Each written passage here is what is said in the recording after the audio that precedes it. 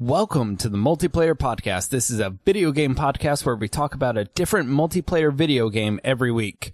I'm your host, Todd, and this week we are talking about Rock and Stone. That being Deep Rock Galactic. You cannot answer the Rock and Stone call, Todd. You did. Do it. I want to hear it. Rock and Stone. That was gorgeous. Thank you. It's been in early access for 2 years. Just recently released with its 1.0 launch. But before we jump into the game, let's check in with Paul. What's shaking, bacon? Wait, didn't you already use that one? Nope. Do you really want to bring up? Do you really want to bring that up, Josh? No. Oh, right. And Josh. Hi. I feel like you have some explaining to do, Josh, after that question. All right. I just thought you might have used that greeting in the past. But your greetings always throw me off. I never know what you're going to come up with. Yeah.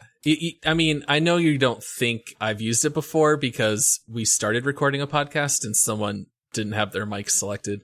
Oh, we're not going there. Ouch. We're not going there. The people will never know. All right, guys.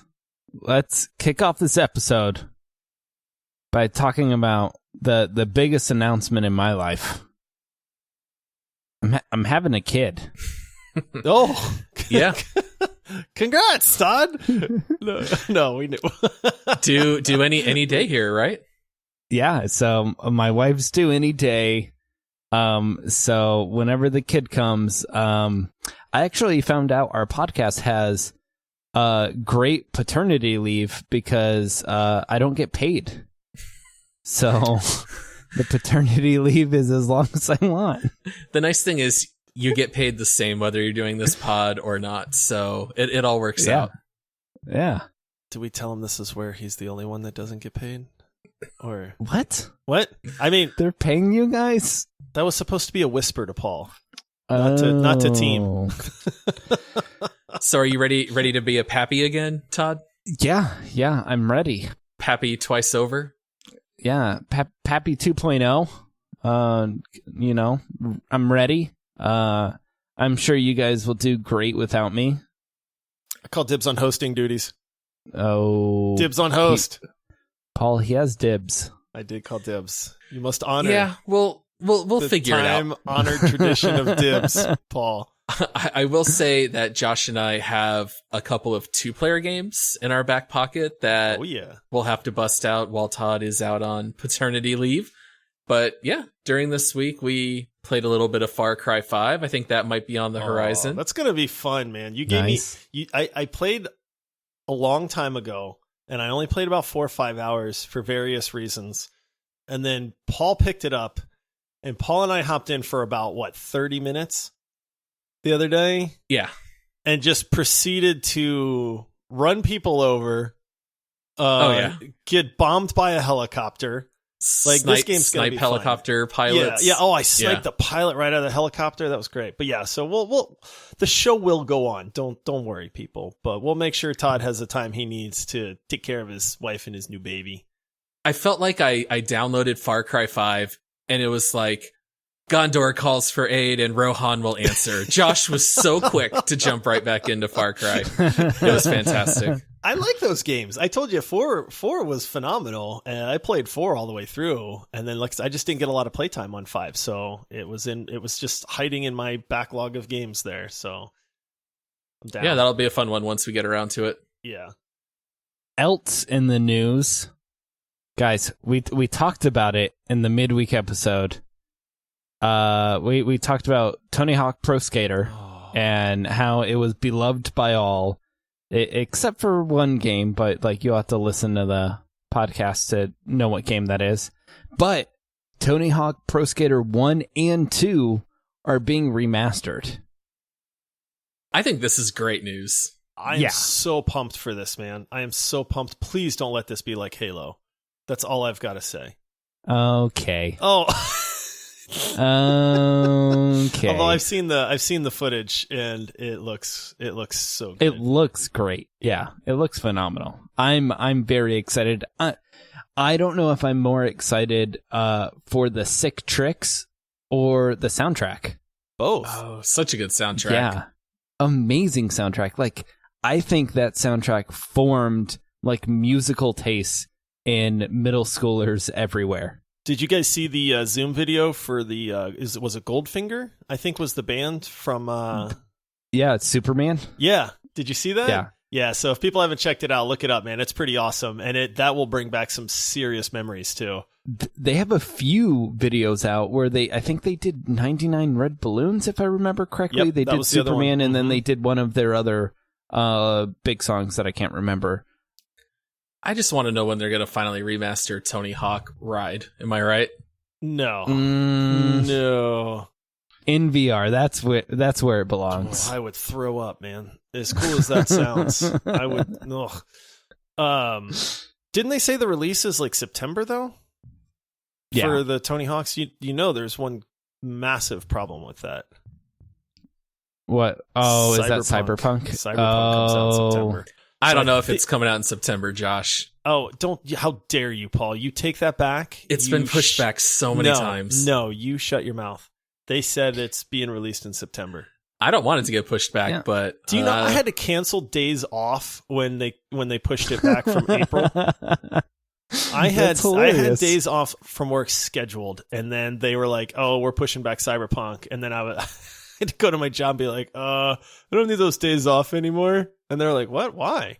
And I was like, I just don't need them off anymore. Yeah. That family member got better all of a sudden.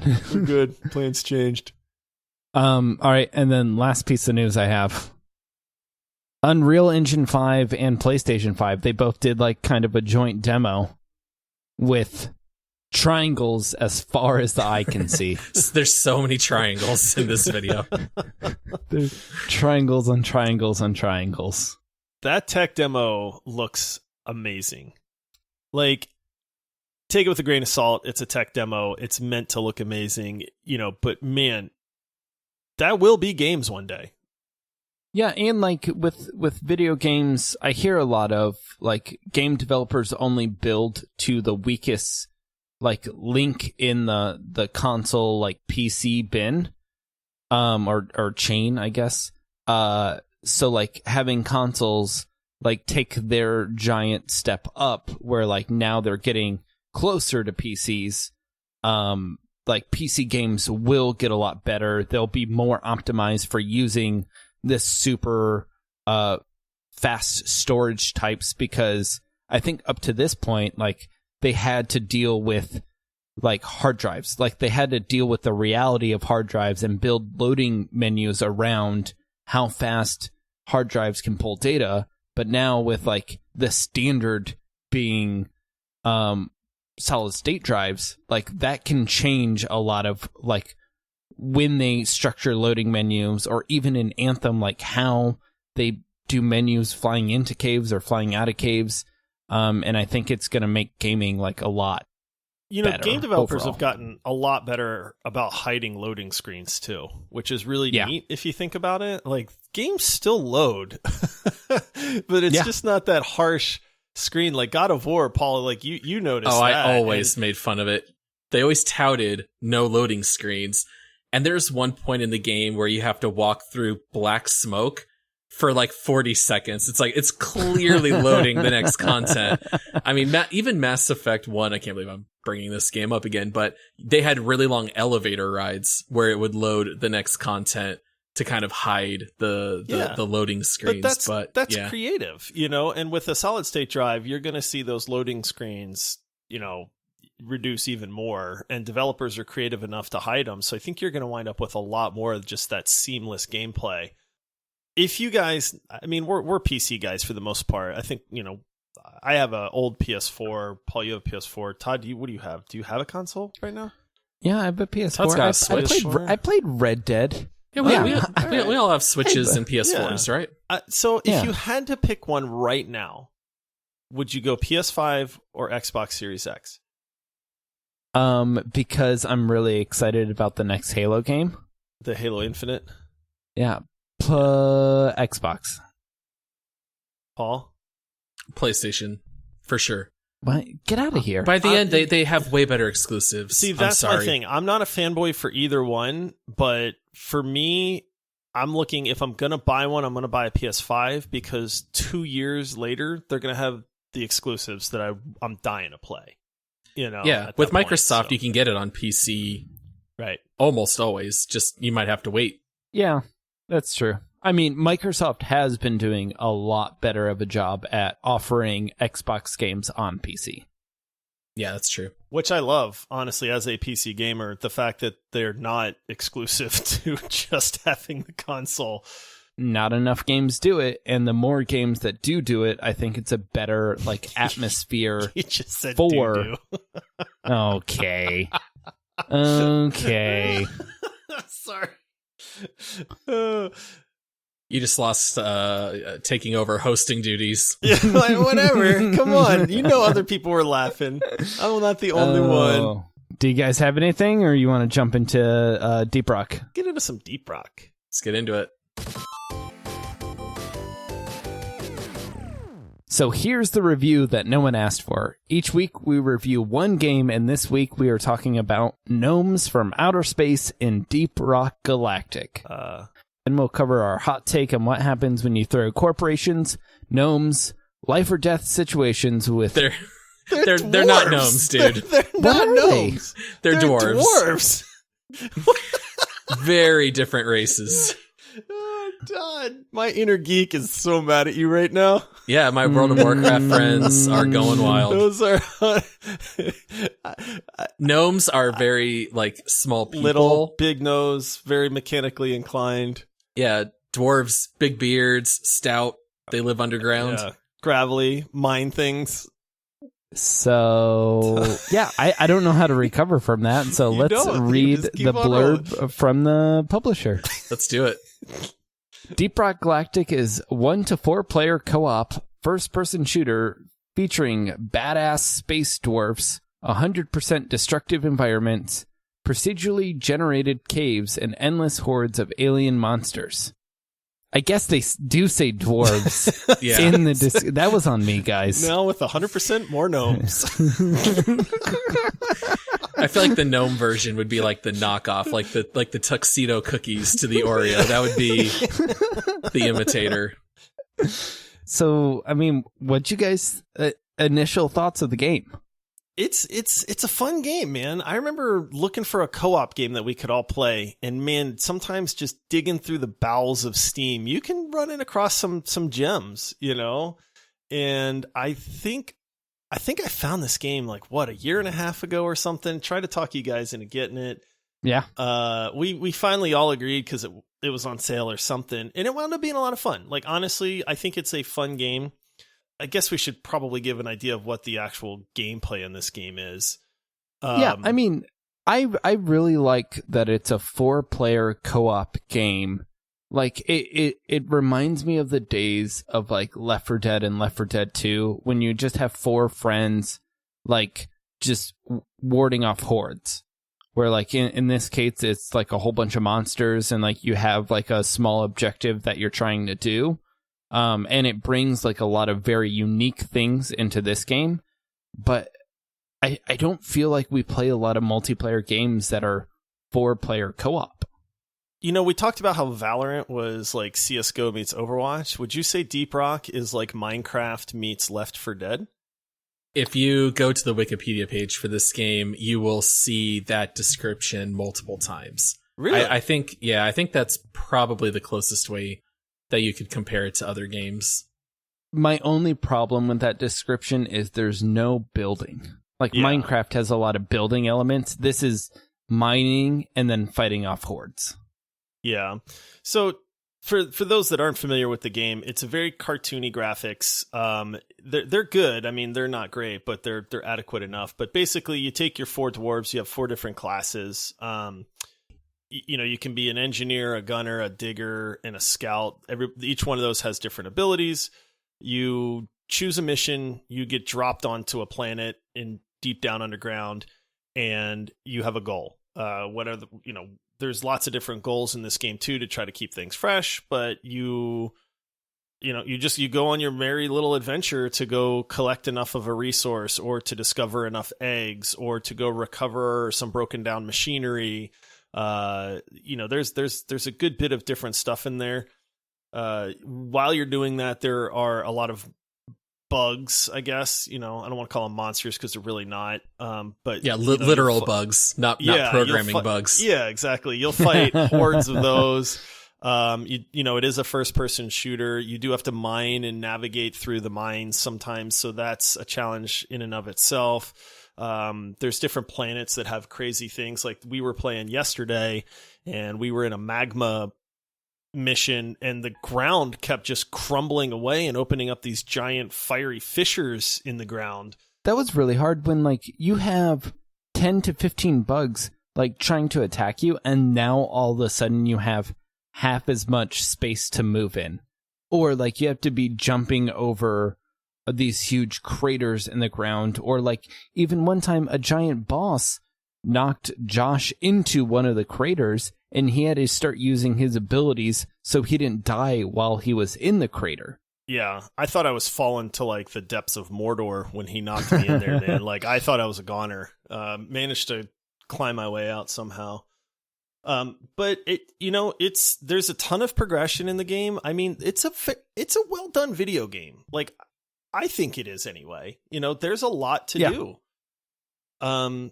So that's the basic gameplay. I mean, it sounds very simple, but it's, there's a lot that goes on. There's various difficulty levels. Even if you're not in the mine, I think they've done a great job with the space station. There's a ton of funny, comical stuff that you can do there. Yeah, that's the first thing that stuck out to me is the game very much has a sense of humor, and you very quickly understand the culture of these dwarves and the culture of the corporation that sent you there.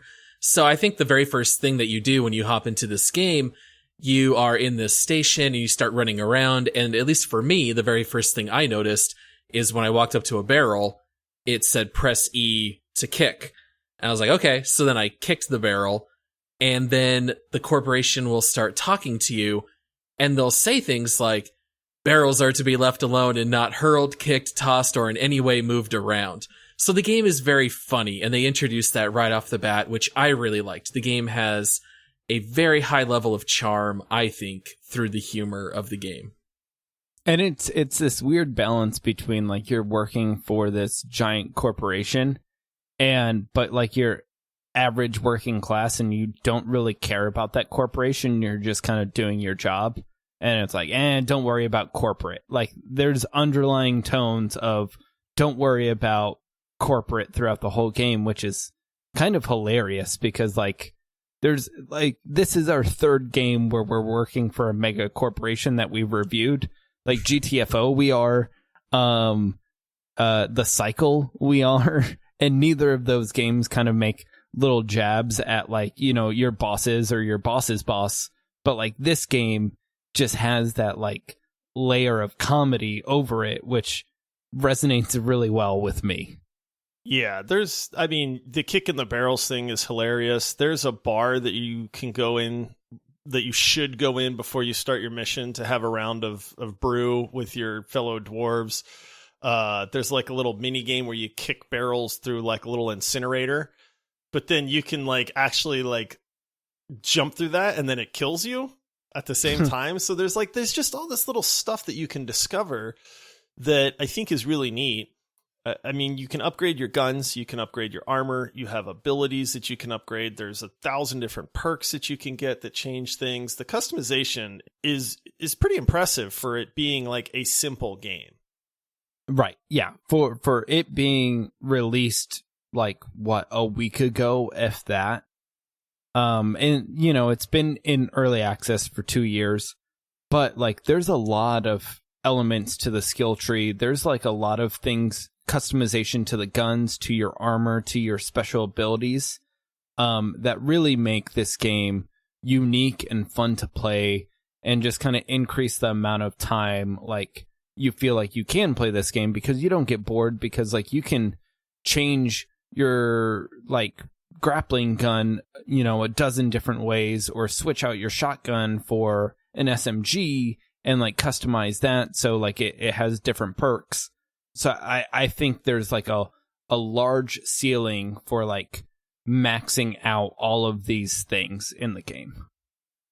Yeah, and one thing that we haven't really touched on quite yet are the different classes in the game. So everybody is equipped with a primary gun, some kind of like sidearm or secondary weapon, and then you have a very unique ability with the third option. So for me, I always love playing the Driller. And the Driller comes with a kit where your primary weapon is a flamethrower. And we haven't mentioned yet, but this game definitely has friendly fire. So, the friendly fire is awful. The friendly fire is very real in this game. It's great. I love it. So since I always have this flamethrower, I always try to position myself in front of Josh and Todd, because I'm just taking this massive flamethrower to, all these bugs. And then also as the Driller, I pull out these two massive drills that I like hold in my hands, and I can just zoom my way drilling through the rock anywhere. Because everybody can right click and they pull out a little pickaxe and you can work your way through any environment, but it's very slow. And the Driller is fun because you get to just shoot your way through shortcuts, because you can pull up a 3-dimensional map and it shows you where different objectives are or where you're supposed to go. And as the Driller, you can really take advantage by looking at that map and then drilling special tunnels into the environment. Josh, who do you normally play? I play the Engineer. The Engineer's ability, he has two. And what's really cool about this is every ability complements somebody else's ability, which is really neat. Like you can tell they designed this game for you to be a team and for the abilities to kind of help out your other dwarves as well. So the Engineer has two different abilities. One, he has a gun that shoots like a foam platform. So if you think about, like, it just shoots out a platform basically that's made out of some kind of foam. Couple things with that is it sticks to whatever you shoot it on. So if you shoot it on a wall, you can actually make like, platforms that you can jump on to climb up something. If you need to fall, there's a perk that changes that to where you don't take damage if you land on one of the platforms, which is really cool. So it's got uses. Monsters will avoid the platforms as like another perk and stuff. So there's all kinds of stuff you can do with it there. And then the other one is the Engineer gets a turret, like an automated machine gun turret that they can deploy, which is great for when you're fighting off hordes. And then again, there's perks that you can, upgrade that so that you can have two turrets, and things like that. So there's a ton of customization there, but the Engineer is really good for getting to hard to reach places. And kind of just helping out with the horde defense there too. And then Todd, you play the Scout, right? Yeah, I played the Scout, and this character has like an assault rifle that's pretty basic. It's similar to like Soldier in Overwatch, and then a shotgun, which is like every shotgun in every game. It's a double barrel. And then the two kind of unique things they have in this game is we're in this really, really dark cave and there's no light. So like you can't see, and everyone has these little glow sticks that they can throw out right in front of them. But the Scout has a flare gun that he can shoot into the ceiling and it will light up the entire cave. It's kind of interesting and difficult with this character where you'll be in the middle of a fight and then you'll start to not be able to see. And then you have to think, I need to switch my gun to the flare gun because none of my teammates can see either. And that like hinders us from seeing the animals on the walls or on the roofs or like wherever. So like, all right, I need to do that to like constantly help the team. So that's like a really cool mechanic, just like by limiting visibility and then providing a character that can provide light for the room. And then the other ability is a zipline, which it's more like a grapple hook, isn't it? Yeah. Oh, yeah. Sorry, right. It's not a zipline. It's a grapple hook. So it's just for me, and it's so much fun to use. Just because, like, there was a situation we were in literally yesterday where we're like, guys, how are we gonna get up there to get out of the cave so we can beat the mission? And then I just pulled up my grapple hook and I said, bye. Yeah. and then just grappled away, and I was just Batman for a second, and then like I got to the exit ship before everyone else. But like in this game you encounter a lot of minerals or eggs or things that are like high on the walls or high like on the roof even, or on these like different things that are like suspended over the air. And it like mobility is a concern and is hard, and like you need to think through. Yeah, because there's fall damage. Yeah, there's fall damage. Yeah.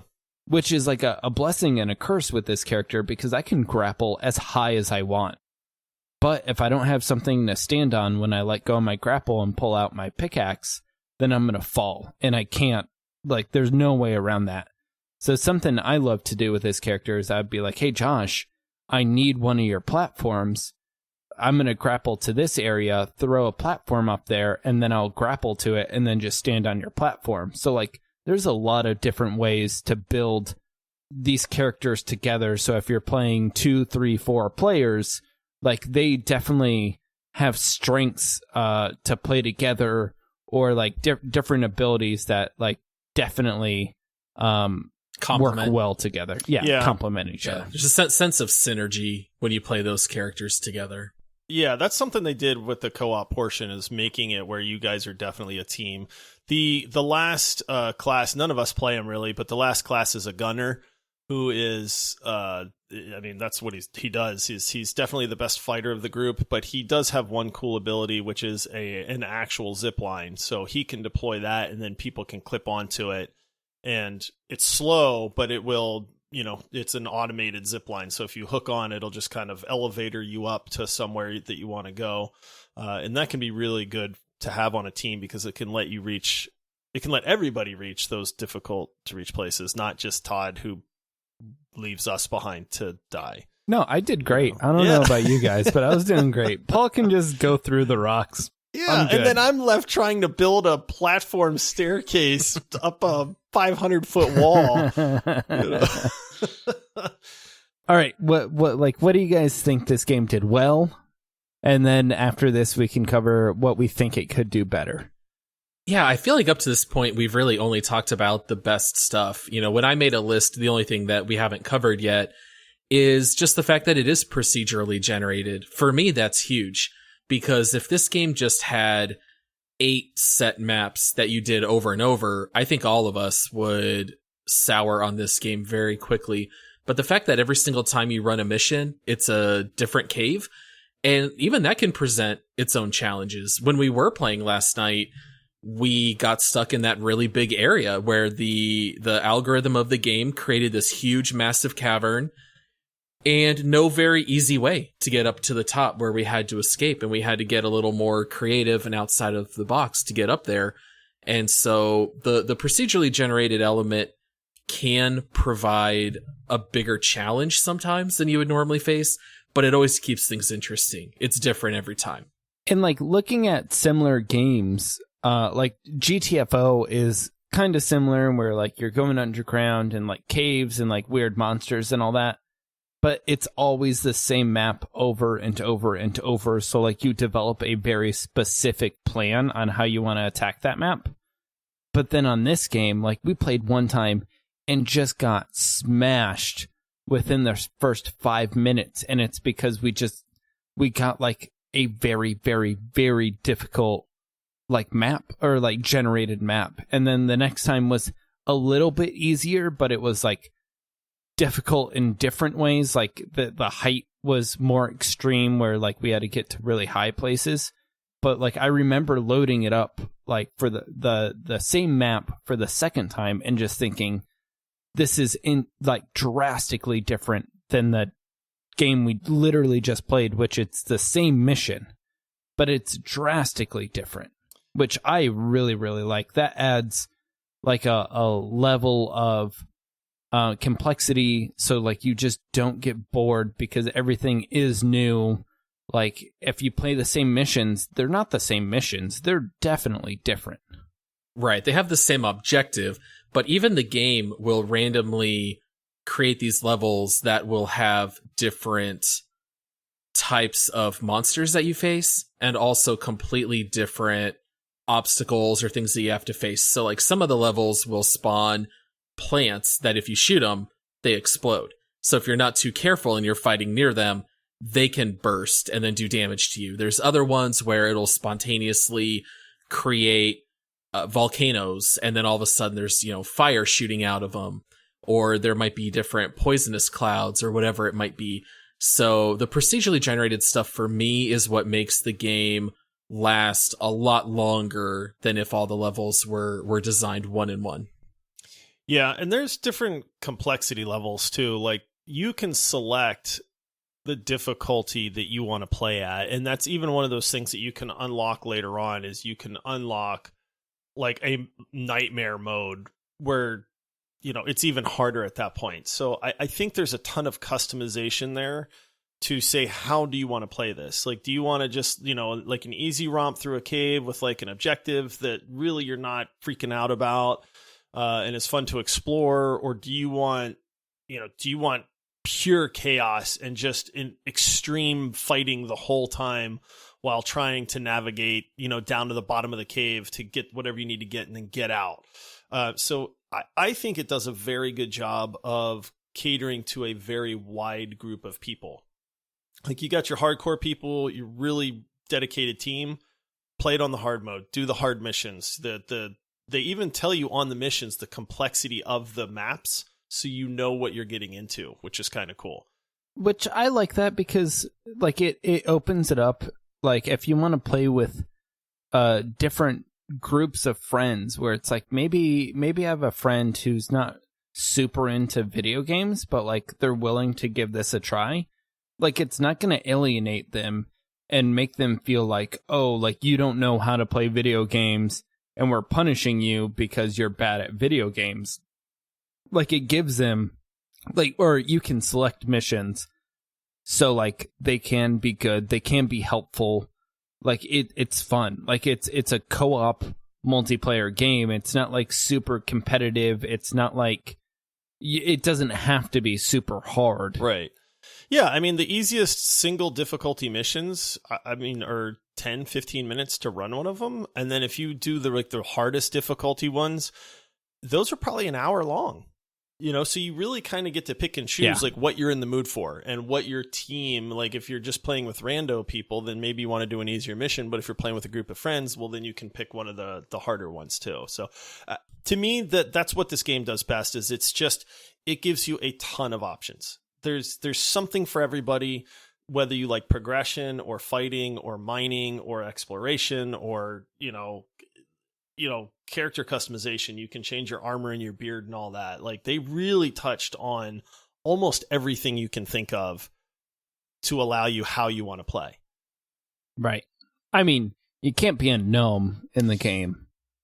Not yet, anyway. That's the Not DLC. It's the one thing you definitely can't do is be a gnome. So what don't you like? I know Paul's kind of Todd. You and I, I think, are a little bit. Whoa. Oh. I never said my like. Oh, I thought you did. I like you guys and playing No, I'm just kidding. Like my big thing with this is I feel like we hit a spot where we're like, all right, we have 8-ish hours. Like there isn't going to be anything new in this game. And then all of a sudden the game threw like a mini boss in the middle of a map where it was like you have this carrier named Molly that follows you around and collects the minerals you mine.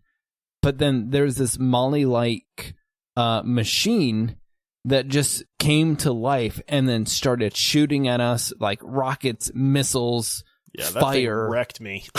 Yeah, and it was nuts and unexpected and just like we're already 8-9 hours into this game and we've never seen anything like this, and then all of a sudden it's just like a whole new element to this game that they can bring back in later things and bring these like mid-game bosses or mid-mission bosses in. And then it was funny, like after we defeated the like giant machine, we repaired it. and then it was on our side the rest of the match, which was so helpful. Yeah. Like, I think it saved us a few times. Oh, absolutely. All right. That's it. That's all. That was my thing. That was a good thing, though. That was a fun boss fight. We had no idea what was happening. Like, no idea. All of a sudden, like, a health bar and a name popped up on the screen, and it's like, and any gamer is like, we're about to fight a boss.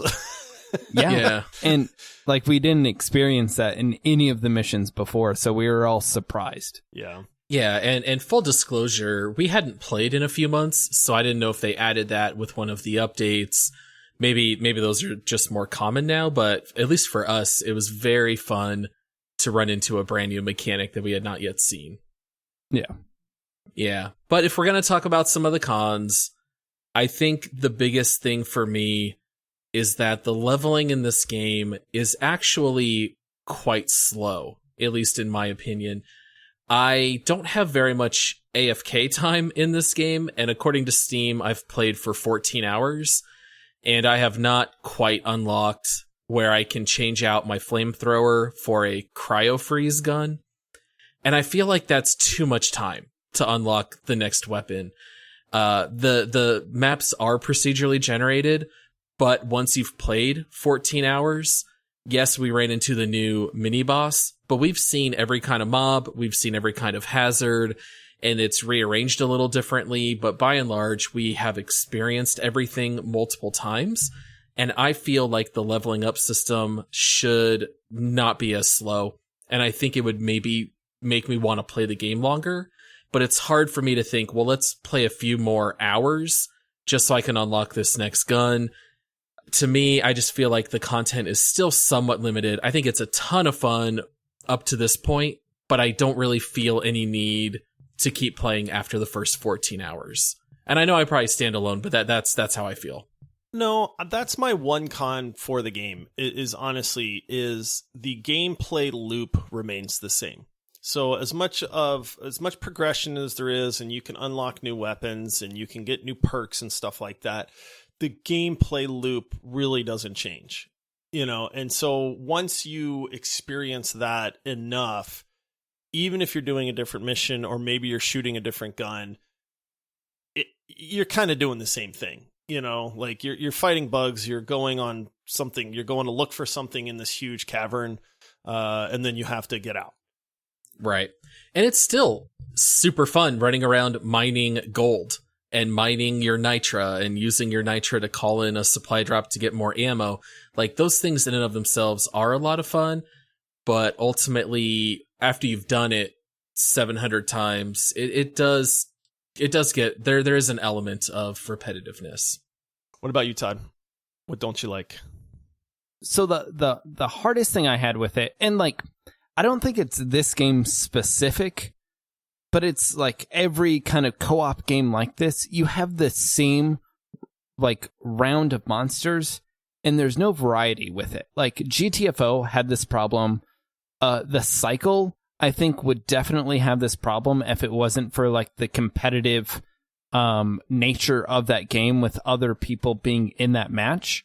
So like, once you experience the same round of monsters over and over and over again, you just kind of want something new. Like, it's the same giant monster, it's the same spitters. Like, there might be 1 or 3 or 4 or like 2 giants, but it's always the same monsters.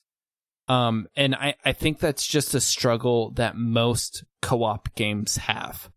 I imagine it's a programming thing, but it would be super cool if on different maps you fought different types of beasts. Yeah. Something little like that would make a big difference as well. Yeah, I think this game is perfect for touching base with it at every update, just experiencing whatever they have that's new. Maybe you'll play it another 2 or 3 hours and then just keep touch base with it every once in a while. To me, it's not necessarily a day in, day out type of game. Yeah. Paul, do you want to jump into the community stuff? Yeah, so I pulled a couple of my favorite reviews here that I found on Steam about Deep Rock Galactic. So here's the first one that I really enjoyed, and it's very short, but it was a positive review, and all they wrote was, TLDR, Starship Troopers in the Mines of Moria. Yeah, that's a good. Isn't that a great description right there? It really is. Yeah, you're shooting bugs and you're way down underground. So it's not necessarily a mash of two games, but those two movies, you know, Starship Troopers, Lord of the Rings, that's exactly what this game is. I thought that was great. Yeah. Next review here was a positive review. What is this? I paid for early access, so I expect rubbish, not some kind of quality product. Unacceptable.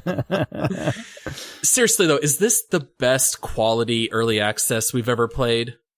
It has to be, right? We just got done playing Valorant, which is very well polished. Too. I mean, I got to give the developers on this game credit. They were super active in the community when it was an early access. They listened to feedback.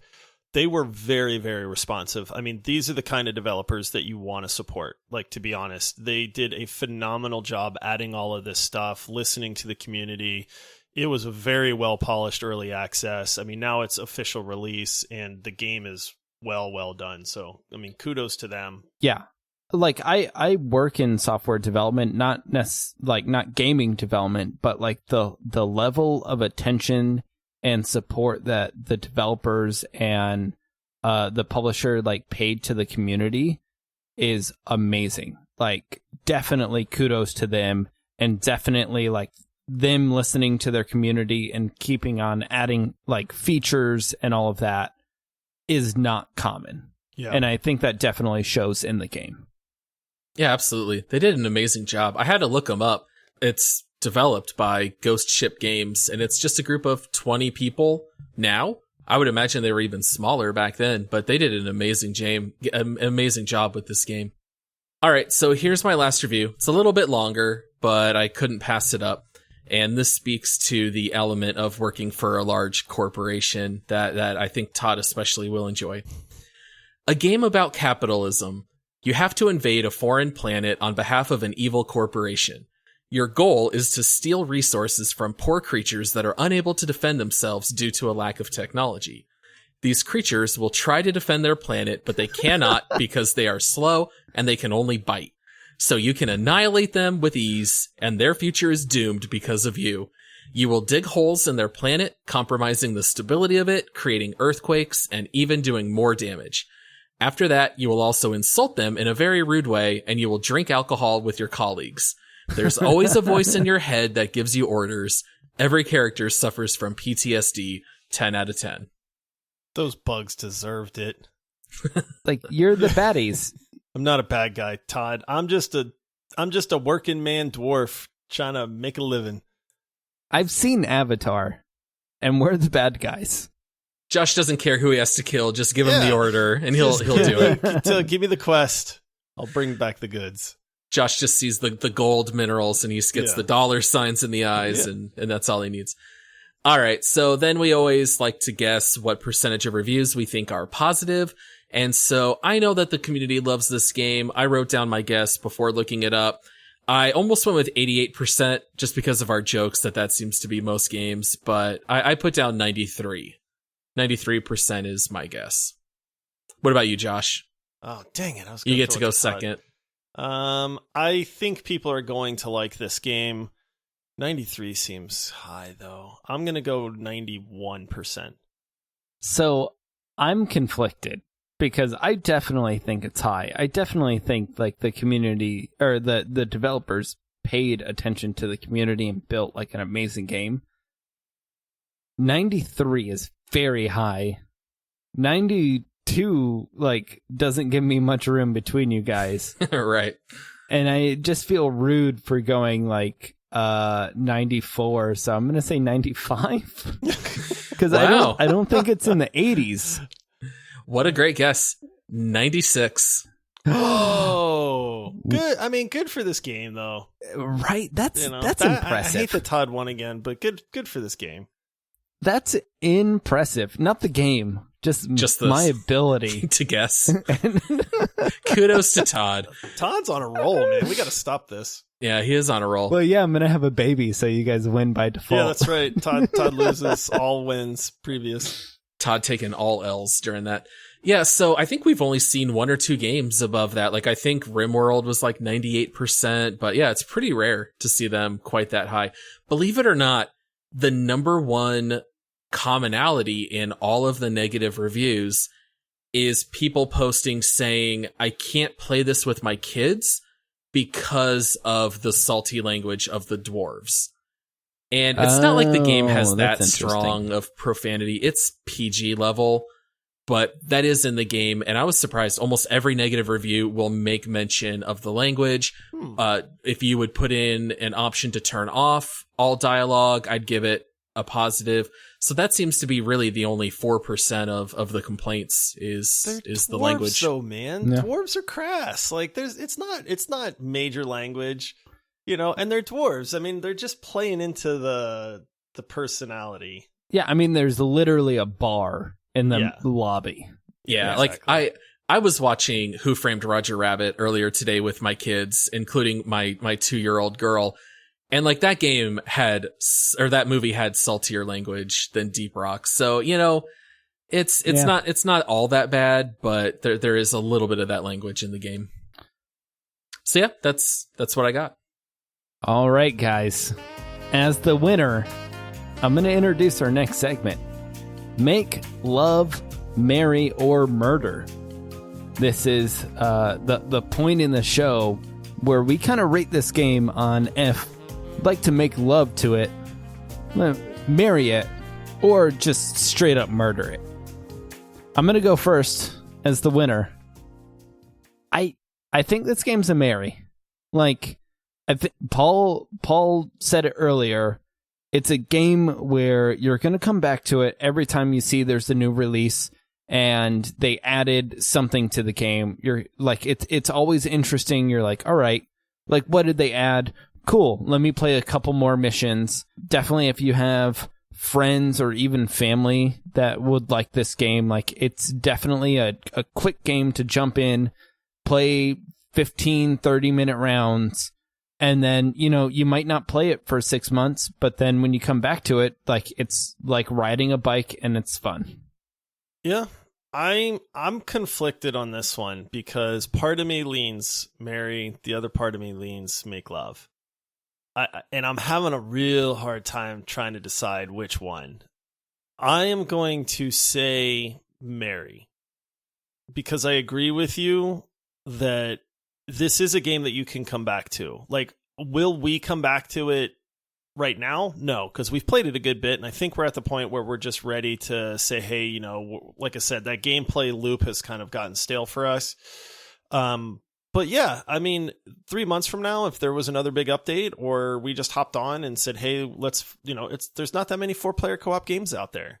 And so if that's something where we were like, hey, you know, I don't want to be competitive right now, I just want to work together, what can we play? Deep Rock Galactic would fall in there. So it's a hesitant marry. You know, I'm borderline like, oh, maybe just make love, but I'm going to say marry because I think it's an all-around really solid game. So you're ready to propose, but you haven't yet. Yeah, it's like you have the ring in your pocket. Yeah, the ring is in but I'm nervous. I'm kind of like, man, what if it turns me down? You know, like what if it's ugly? Like what if it's just, you know? Paul, in the words of one of my favorite songs by Charlie Puth, let's Marvin Gaye and get it on. Deep Rock Galactic. It's make love. I have enjoyed the heck out of this game. It is a lot of fun. Like I said before, it's not a day in and day out game. I don't think I will hit 20 hours. And for me, if I'm playing a multiplayer game less than 20 hours, I don't think I can qualify it as marry. So for me, it's make love that I would not commit to it. It's fair. Yeah, that's fair. All right, and then I think the last question is it worth the price? I believe the price is $29.99 on Steam, full price. Would you guys pay $30 to play it? If I had friends willing to play, yes. This game does have a one-player mode where you have like another drone that plays with you, and it kind of allows you to use multiple abilities to work your way around the map. But I think the one player in this game is very dull and incredibly boring. So if you have a couple of buddies, I think it's a definite yes. You can use the matchmaking and play with other people, and our experience has been mostly positive. But if you're a little on the fence, I would say if you have friends, for sure. If not, maybe not. I mean, I think it's worth the $30 as long as you have one other friend who's willing to play with you. Yeah, I'm going to second that 100%. If you can find a buddy to play with, you don't need a full group of 4 people, but if you can find one other guy to agree to go into it with you, it's well worth the $30. This is a very fully fledged game. I mean, you're getting your $30 worth, but don't play it solo. You can, and there is automated matchmaking. You can just jump right into a rando group. So if you're okay with that, then yeah, it's still worth the $30, but it's just much better with friends. Yeah, completely agree with both of you guys. Well, I think it's time. Let's go to the leaderboard and see where this game stacks up.